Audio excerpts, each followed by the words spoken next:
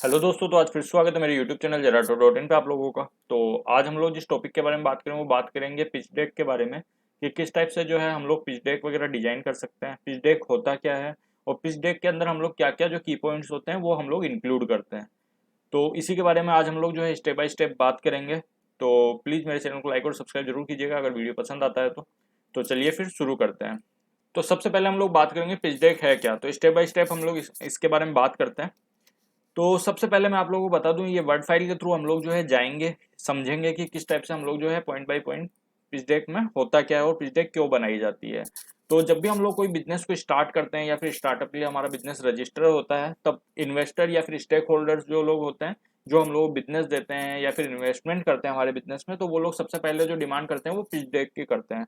तो वहां पर काफी सारे लोग क्या करते हैं, कंपनी प्रोफाइल वगैरह शेयर कर दें, तो वो इतना ज्यादा इफेक्टिव नहीं होता जितना ज्यादा पिच डेक होता है। पिच डेक के अंदर हम लोग क्या क्या इंक्लूड करते हैं उसके बारे में हम लोग जो है स्टेप बाय स्टेप बात करते हैं।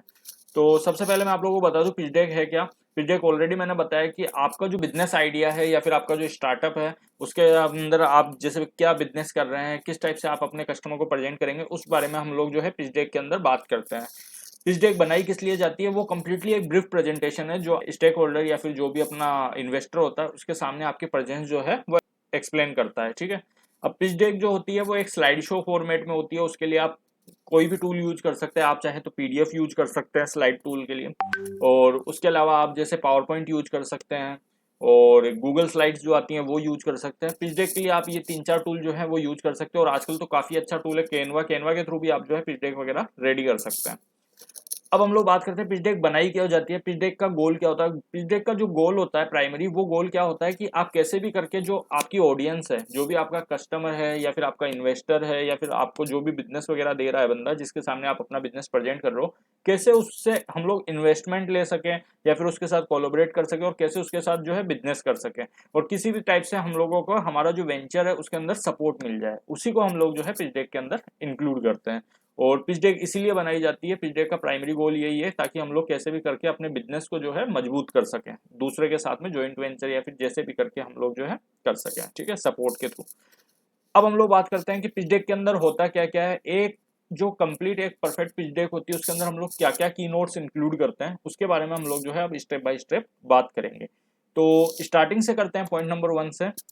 सबसे पहले पिच डेक में होता क्या है, पिच डेक अपना कंप्लीटली पावरफुल टूल है जो कम्युनिकेट करने के काम आता है अपने बिजनेस इन्वेस्टर या फिर कस्टमर के साथ में। ठीक है, उसमें हम लोग जो भी अपनी वैल्यू मिशन विजन वगैरह जो भी चीजें होती है वो सब चीजें हम लोग जो है इंक्लूड करते हैं। अब हमारे इस वीडियो के अंदर हम लोग इसके दो वीडियो बनाएंगे। जो सबसे पहला वीडियो, इसके अंदर हम लोग ब्रीफली कंप्लीट बात करेंगे कि क्या क्या हम लोग की नोट्स जो है वो इंक्लूड करेंगे और कैसे हम लोग जो है कंटेंट जनरेट करेंगे। तो प्लीज वीडियो को कहीं पे भी स्किप मत कीजिएगा, पूरा आप कंप्लीटली देखिए। ठीक है, सबसे पहले हम लोग पॉइंट नंबर 1 की बात करते हैं। पॉइंट नंबर 1 में हम लोग क्या इंक्लूड करते हैं, इंट्रोडक्शन। हमारा जो बिजनेस होता है उसके बारे में कंप्लीटली हम लोग बात करते हैं। जैसे मेरा मान लीजिए वेबसाइट डेवलपमेंट और आईटी सर्विसेज का है, तो हम लोग क्या क्या सर्विसेज इंक्लूड करते हैं, कब से हमारा बिजनेस चल रहा है। तो एक नॉर्मल जो इंट्रोडक्शन होता है वो एक मतलब काफी आपका इफेक्टिव होना चाहिए, क्योंकि फर्स्ट पेज यही होता है, तो आपके कस्टमर को इम्प्रेस करना चाहिए ये। ठीक है, कंपनी का हम लोग लोगो, नाम, टैगलाइन वगैरह जो भी हमारी टैगलाइन है, बिजनेस टैगलाइन, वो हम लोग जो है यहाँ पर शो करते हैं हमारे फर्स्ट प्रोग्राम में। अब सेकंड हमारे आ जाता है प्रॉब्लम स्टेटमेंट। अब प्रॉब्लम स्टेटमेंट क्या है, सबसे पहले हम लोगों को ये समझना होगा कि हमारे बिजनेस, अगर हम लोग किसी बिजनेस में कर रहे हैं, जैसे मान लीजिए अभी मेरी आईटी सर्विसेज है, वेब डेवलपमेंट है, तो वेब डेवलपमेंट क्या प्रॉब्लम क्रिएट करता है। कोई भी अगर हम लोग नया बिजनेस स्टार्ट करते हैं या फिर चाहे कोई भी हम लोग मान लीजिए कुछ भी छोटा मोटा भी बिजनेस स्टार्ट कर रहे हैं, तो सबसे पहले हम लोगों को अगर बिजनेस मार्केटिंग वगैरह करनी है तो सबसे पहले क्या चाहिए होता है, आपको वेबसाइट डेवलपमेंट होना चाहिए, आपका ग्राफिक्स रेडी होना चाहिए, उसके अलावा आपका ये सोशल मीडिया मार्केटिंग होना चाहिए। ठीक है, तो ये सब चीज़ें जो है हमारे सामने आती है। अभी मान लीजिए कोई सीए वगैरह भी, तो सबसे पहले उसका क्या काम होता है, सबसे पहले बिजनेस का जीएसटी रजिस्ट्रेशन या फिर एमएसएमई उद्योग आधार बीआरएन कुछ भी रजिस्टर्ड तो होना चाहिए। तो वो किस प्रॉब्लम को सोल्व कर रहा है, वो कस्टमर की उस प्रॉब्लम को सोल्व कर रहा है। जहाँ पे कोई भी स्टार्टअप वगैरह अगर कुछ भी बिजनेस स्टार्ट करता है, तो सबसे पहले जो रिक्वायरमेंट्स होती है, जैसे प्रिंटिंग वाला विजिटिंग कार्ड, सीए की सर्विसेज की, वेब डेवलपमेंट सर्विसेज की, तो ये सब चीज़ें जो है हम लोग जो है सोल्व कर रहे हैं। तो प्रॉब्लम स्टेटमेंट के अंदर हम लोगों को ऑलरेडी क्लियर हो गया कि सारा कि क्या क्या हम लोग जो है प्रॉब्लम सोल्व कर रहे हैं और इस बिजनेस के थ्रू कैसे जो है हम लोग डिजिटली मजबूत करेंगे अपने कस्टमर्स को। तो ये सब चीज़ें जो है हम लोग कम्प्लीटली डिटेल में यहाँ पर प्रॉब्लम स्टेटमेंट के अंदर बताते हैं, जो एक अपनी कम्प्लीटली स्लाइड में होती है। आपका जो कंटेंट है वो शॉर्ट में होना चाहिए और इफेक्टिव होना चाहिए, ठीक है। अब बात करते हैं हम लोग सॉल्यूशन की, कि हम लोग उस चीज के लिए क्या सॉल्यूशन प्रोवाइड करवा रहे हैं। अभी मान लीजिए कोई भी कस्टमर है, उसको मार्केट में प्रेजेंस बनानी है सोशल मीडिया मार्केटिंग में, ठीक है। तो उसको हम लोग क्या कर रहे हैं, फेसबुक एड सर्विस हो गई, डिजिटल एड सर्विस हो गई, गूगल एड सर्विस हो गई, तो ग्राफिक्स के थ्रू हम लोग जो है अवेयर करवा रहे हैं ऑडियंस को कि ये नया बिजनेस आया जो भी। तो इस टाइप से हम लोग जो है सॉल्यूशन प्रोवाइड करवा रहे हैं। तो क्या सॉल्यूशन हम लोग प्रोवाइड करवा रहे हैं उसके बारे में हम लोग जो है बात करते हैं इसके अंदर। जो ये स्लाइड है हम लोग कम्प्लीटली अपनी सर्विसेज डिस्क्राइब करती है, क्या प्रॉब्लम हम लोग सोल्व कर रहे हैं ये बताती है, और हम लोग कैसे इनोवेटिव अप्रोच और मतलब किस टाइप से अलग वे में हम लोग उसको सोल्यूशन, अब वो चाहे आपका कॉस्ट इफेक्टिव भी हो सकता है, आपका अगर मान लीजिए आप बहुत अच्छा यूजर इंटरफेस वगैरह दे रहे हैं, या फिर कुछ आपकी डिफरेंट एबिलिटी है करने की, तो वो चीज़ें भी आपका हो सकता है, ठीक है। तो इनोवेटिव तरीके से कैसे आप दे सकते हैं और कैसे आप दूसरों से अलग है उस सॉल्यूशन को प्रोवाइड करवाने में, ये बहुत ज़्यादा इंपॉर्टेंट होता है। अब थर्ड बात करते हैं market opportunity. Market opportunity already बता दिया मैंने कि ये जो सर्विसेज है इसकी ग्रोइंग डिमांड है ऑलरेडी। अभी जैसे कोविड के पहले हम लोग बात करें तो कोविड के पहले कोई भी बिजनेस जो है मतलब ज़्यादातर वेबसाइट वगैरह नहीं बनवा रहा था, ठीक है। लेकिन जैसे ही कोविड का लॉकडाउन आया है, ज़्यादातर के ई कॉमर्स के बिजनेस ऑनलाइन आ गए, और ऑनलाइन ग्रोथ भी तभी बढ़ी। कोविड के बाद में ऑटोमेटिकली सब लोग जो है ऑनलाइन बिजनेस में अपॉर्चुनिटी ढूंढने लगे, वो लोग वेबसाइट भी बनाने लगे, एप्लीकेशन भी बनाने लगे। ऐसे ही जब जियो आया तो इंटरनेट बिल्कुल फ्री हुआ पूरे ऑल ओवर इंडिया में, तो लोगों का इंटरनेट पे काफ़ी ज़्यादा एक्सेस बढ़ गया। उसी समय अमेजोन और फ्लिपकार्ट वगैरह ने काफ़ी अच्छी ग्रोथ भी की। पेटीएम 2011 में आया था, लेकिन उसने ग्रोथ कब की, जब लॉकडाउन वगैरह आया तब क्यूआर। तो वो अपॉर्चुनिटी, मार्केट में अपॉर्चुनिटी क्या होती है वो चीज़ यहाँ पर हम लोगों को समझानी है कि मार्केट में हम लोग कैसे जो है ग्रो कर सकते हैं, कैसे इसकी ग्रोइंग डिमांड है, और इन फ्यूचर में क्या बेनिफिट्स वगैरह जो इन्वेस्टर वगैरह उसको मिलेंगे उस चीज़ के। तो ये सिर्फ हम चीज़ हम लोग जो है इसके बारे में बात करते हैं। अब कॉम्पिटिटिव लैंडस्केप, इसके बारे में क्या है कि सबसे अलग क्या है। जैसे मैंने ऑलरेडी वहाँ पे मार्केट अपॉर्चुनिटी में बताया कि हम लोग कैसे डिफरेंटली जो है बाकी कॉम्पिटिटर से अलग है, कैसे हमारी जो सर्विस में क्वालिटी है, या फिर हम लोग जैसे प्रेजेंस करने का तरीका है, कॉस्ट इफेक्टिव है। यहाँ पे ऑलरेडी देख लीजिए मैंने मेंशन है कि हम लोग क्या अलग चीज़ ऑफर कर रहे हैं अपने कस्टमर्स को, क्वालिटी, कस्टमर सेंट्रिक अप्रोच। तो ये जो भी आपके डिफरेंस हैं वो आप जो है क्लाइंट के सामने प्रेजेंट कर सकते हैं, ठीक है।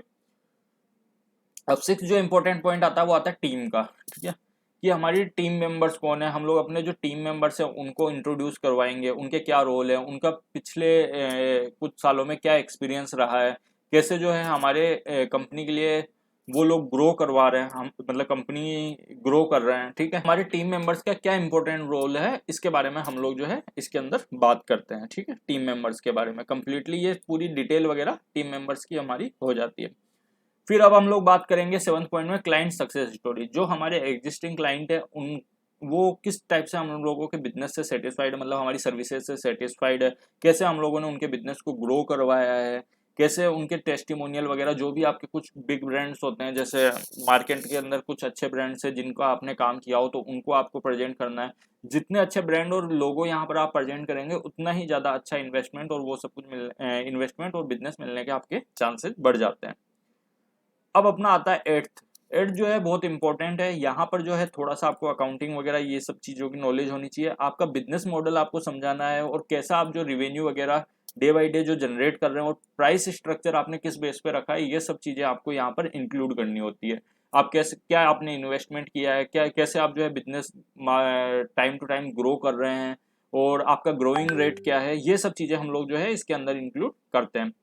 फिर अपना आ जाता है मार्केट स्ट्रेटजी। मार्केट स्ट्रेटजी में क्या है कि हम लोग जो है अपने क्लाइंट के पास पहुंचने के लिए कैसे जो है अप्रोच कर रहे हैं, हमारे क्लाइंट, हमारी मार्केट स्ट्रेटजी क्या है, कैसे हम लोग क्लाइंट के पास पहुंचेंगे। अब काफ़ी लोग बोलते हैं हम लोग सोशल मीडिया मार्केटिंग के थ्रू पहुंचेंगे, कई लोग बोलते हैं हम लोग न्यूज़पेपर की कटिंग के थ्रू पहुंचेंगे। तो वो अलग अलग देखने का नजरिया हो सकता है। तो वही चीज़ है कि आपको मार्केट स्ट्रेटजी के बारे में बताना है कि आप जो है कैसे आपके मार्केट को कैच करेंगे, आप कैसे अपने बिजनेस का प्रमोशन करेंगे। इसके बारे में हम लोग जो है बात करते हैं मार्केट स्ट्रेटजी के बारे में, कि कैसे आप जो है बिजनेस पार्टनरशिप करेंगे, कोलैबोरेशन करेंगे लोगों के साथ में, और उसके अलावा नेटवर्किंग इफेक्ट, मतलब आप अपने नेटवर्क के थ्रू क्लाइंट को ढूंढेंगे, कैसे आप जो है मार्केट के कवर करेंगे, उसी के बारे में यहाँ पर हम लोग जो है मार्केट स्ट्रेटजी के बारे में बात करते हैं। फिर अपना पॉइंट आ जाता है फाइनेंशियल प्रोजेक्शन, ठीक है, कि हमारा जो रिवेन्यू है, एक्सपेंसेज है, प्रॉफिट है, नेक्स्ट फ्यू ईयर के बाद में वो क्या होगा, क्या ग्रोथ होगी, हमारे एक्सपेंसेज जो है क्या बढ़ जाएंगे इन फ्यूचर में। अगर हमारे पास एक्सपेंसेज के लिए जितना भी अमाउंट वगैरह रखा है, मान लीजिए हमारे पास अकाउंट में मान लीजिए 2 लाख रुपए, ठीक है, तो इन फ्यूचर में जो एक्सपेंसेस वगैरह जो होंगे, मान लीजिए मंथ बाय मंथ हमारा खर्चा है 50,000 का, तो हमारे पास तो 2 मंथ का ही आने वाले जो 2 मंथ है उन्हीं का हमारे पास जो है प्रोजेक्टेड अमाउंट पड़ा है खर्चों के लिए। तो वो कैसे आप जो है अपने खर्चे, प्रॉफिट वगैरह, रिवेन्यू, ये सब चीज़ें जो है वो यहाँ पर हम लोग फाइनेंशियल प्रोजेक्शन में इंक्लूड करते हैं कि इन फ्यूचर में हम लोग जो इन्वेस्टमेंट उठाएंगे या फिर कुछ भी करेंगे, कैसे हम लोग अपने बिजनेस को ग्रो करेंगे, उसके बारे में यहाँ पर जो है बात होती है। यहाँ पर कंप्लीटली की मैट्रिक, जैसे आप उसको 2-3 तरीकों से दिखा सकते हैं, जैसे आप ग्राफ के थ्रू भी दिखा सकते हैं, उसके अलावा जैसे आप ग्रोथ रेट दिखा सकते हैं, कस्टमर एक्विजिशन रिपोर्ट कि आपने कितने कस्टमर जो है ऑनलाइन किए हैं, ऑनबोर्ड किए हैं, उसके बारे में बात कर सकते हैं। फिर बात आती है माइलस्टोन और अचीवमेंट्स की। तो कंपनी ने जो प्रीवियस ईयर्स में जितने भी अवार्ड्स या फिर अपने माइलस्टोन्स कंप्लीट किए हो, अचीवमेंट्स किए हों, वो सब हम लोगों को यहाँ पर दिखाने होते हैं। और अपना जो भी रिकॉर्ड वगैरह है, वो स्टेबिलिटी, वो सब दिखानी होती है कि हमारा बिजनेस इतने टाइम से स्टेबल है, इतना ग्रो कर रहा है, इतनी ग्रोथ रेट है, और ये अचीवमेंट्स वगैरह ये सब चीज़ें हैं वो हम लोग जो है माइलस्टोन और इसमें करते हैं। फिर हम लोगों का बात आता है फ्यूचर रोड मैप, ठीक है, कि कैसे हम लोग जो नई इन फ्यूचर में, मान लीजिए अभी तो वेब डेवलपमेंट वगैरह है, लेकिन इन फ्यूचर में अभी काफ़ी नई चीज़ें आ रही है। जैसे अगर हम लोग बात करें, व्हाट्सएप बल्क सेंडिंग भी आ गई है, उसके अलावा क्लाउड व्हाट्सएप सेंडर भी आ गया है, काफ़ी लोग जो है गूगल शीट्स वगैरह यूज भी करते हैं अभी। तो डिपेंड करता है कि फ्यूचर रोड मैप क्या है, फ्यूचर में आप क्या सर्विसेज बनाने वाले हैं, फ्यूचर के अंदर कैसे आप जो है अपने बिजनेस को एक्सपेंड करेंगे, ये सब चीज़ें जो है हम लोग इसके अंदर बात करते हैं। फिर हम लोग बात करते हैं इन्वेस्टमेंट आस्क की। तो इन्वेस्टमेंट अगर पूछा गया हो आपसे कि आपके पिच डेक में मेंशन कीजिए कितना इन्वेस्टमेंट चाहिए और क्या यूटिलाइज करेंगे आप इस बिजनेस को, तो वो आपको यहाँ पर मेंशन करना है। अगर वो नहीं पूछा गया है तो फिर आप उसको, ये ऑप्शनल है, फिर आप वो छोड़ भी सकते हैं, ठीक है। फिर लास्ट में अपना कॉल टू एक्शन बटन आ जाता है। कॉल टू एक्शन बटन में कुछ नहीं होता है, आपका डायरेक्टली एक नंबर दिया हुआ होता है कि please connect with us if you interested in our business, और ये अपना completely call to action button हो जाता है। उसके बाद में अगर आपका इन्वेस्टर इंटरेस्टेड होता है आपके साथ में, तो वो क्या करता है, वो आपसे कनेक्ट होता है। फिर उसके बाद में आपको डिस्कशन करना होता है, जो भी हम लोगों ने इस पिच डेक के अंदर बात की, कुछ क्वेश्चन उनकी तरफ से भी पुटअप होंगे, उनके आपको आंसर्स वगैरह देने होते हैं। अगर वो सेटिस्फाइड होता है तो आपके पास आपके बीच में एक एग्रीमेंट बनता है और आपको इन्वेस्टमेंट वगैरह मिल जाती है। लास्ट में हमारे कॉन्टैक्ट इन्फॉर्मेशन वगैरह हो जाती है, और उसके बाद में अपनी कंप्लीटली ये सब चीज़ें आ जाती है, ठीक है। अब जो हम लोग सेकेंड वीडियो कवर करेंगे उसके अंदर हम लोग ये बनाना सीखेंगे कि पिच डेक बनाते कैसे हैं, ठीक है। तो आपको ऑलरेडी यहाँ पे देख लीजिए, मैंने मेंशन कर दिया है कि जो आपका पिच डेक होता है वो विजुअली अपीलिंग होना चाहिए, आपके लोगो कलर्स वगैरह जो है वो मैच करने चाहिए। जब भी आप कुछ प्रेजेंट कर रहे हो, मान लीजिए आप अपने इन्वेस्टर के आगे पिच डेक को प्रेजेंट भी कर रहे हो, आपको बोल दिया गया कि आपकी पिच डेक प्रेजेंट कीजिए, तो वो विजुअली अपीलिंग होनी चाहिए। मतलब कस्टमर जो आपका इन्वेस्टर है उसको अट्रैक्ट करनी चाहिए, उसको उसका इंटरेस्ट दिखना चाहिए उसके अंदर, ठीक है। तो वो जितनी अच्छी क्वालिटी की डिजाइन होगी और जितनी क्लियर होगी, उतना ही ज़्यादा आपको इन्वेस्टमेंट मिलने के चांसेस बढ़ जाते हैं। तो यही सब कुछ हम आज जो है पिच डेक के अंदर इंक्लूड करते हैं। तो उम्मीद करता हूँ दोस्तों वीडियो पसंद आया होगा। अगर पसंद आया तो प्लीज़ चैनल को लाइक और सब्सक्राइब जरूर कीजिए, और नेक्स्ट वीडियो जरूर देखिएगा। उसके अंदर हम लोग स्टेप बाय स्टेप सीखेंगे कि कैसे अपने बिजनेस के लिए हम लोग जो है पिच डेक वगैरह रेडी कर सकते हैं, ठीक है। तो आज के लिए बस इतना ही। Thank you, bye bye.